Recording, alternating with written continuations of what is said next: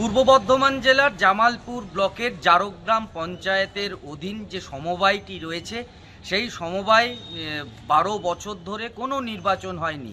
সেই সমবায়ের যে আজকে নমিনেশন ফাইলের কিন্তু শেষ ডেট ছিল। 34টা আসন দেখতে পাওয়া গেল যে এই সমবায়ে দুটো পর্যন্ত কোনো বিরোধী দলের কোনো এজেন্টকে দেখতে পাওয়া গেল না, কেউ নমিনেশন ফাইল করতে আসলো না। অবশেষে 2:20 নাগাদ এই যে সমবায়ের যে শেষ সময়সীমা ছিল, আজকে এই 34টি যে আসন রয়েছিল তাতে কিন্তু বিনা প্রতিদ্বন্দ্বিতায় তৃণমূলকে জয়লাভ করতে দেখতে পাওয়া গেল। 2:20 অবধি অপেক্ষা করার পর অবশেষে এই 34 জন যারা এই সমবায়ে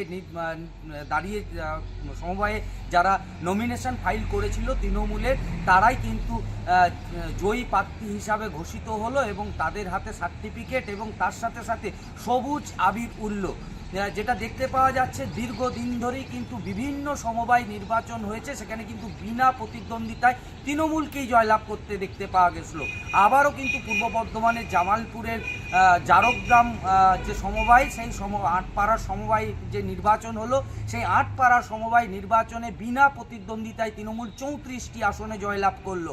সবুজ আবির মিষ্টিমুখ, তার সাথে সাথে দেখতে পাওয়া গেল যে জয়ী প্রার্থীদের মালা পরিয়ে বরণ করে নেওয়া হলো। তার সাথে সাথে বিরোধী যেটা বিজেপি বারবার করে বিভিন্ন সময়ে অভিযোগ তোলে যে তারা কোথাও নমিনেশন ফাইল করতে পারছে না বা বিভিন্ন সময়ে বিভিন্ন শাসক দলের বিরুদ্ধে অভিযোগ তোলে, কিন্তু আজ যেটা দেখতে পাওয়া গেল এই যে সমবায় নির্বাচন, সেই সমবায় নির্বাচনে বিজেপির কোনো প্রতিদ্বন্দ্বীকে দেখতে পাওয়া গেল না, কোনো এজেন্টকে দেখতে পাওয়া গেল না। অবশেষে এই 34টি আসনে তৃণমূল কিন্তু জয়লাভ করলো। এর আগেও কিন্তু জামালপুর ব্লকে একাধিক সমবায় নির্বাচন হয়েছিল, সেই সমবায়গুলি কিন্তু বিনা প্রতিদ্বন্দ্বিতায় তৃণমূল জয়লাভ করেছিল।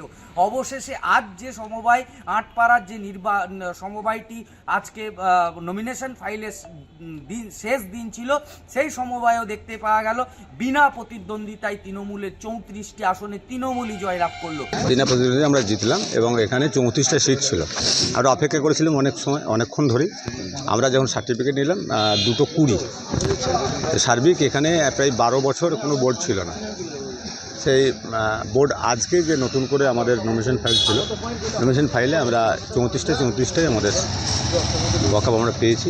সেক্ষেত্রে চাইবো এলাকার মানুষের খুব একটা ছিল যে চাষিরা বিভিন্ন সময় একটা সমবায় আছে এবং বড় এখানে সমবায় এটা আছে, স্টোর আছে, আরও অন্য আছে।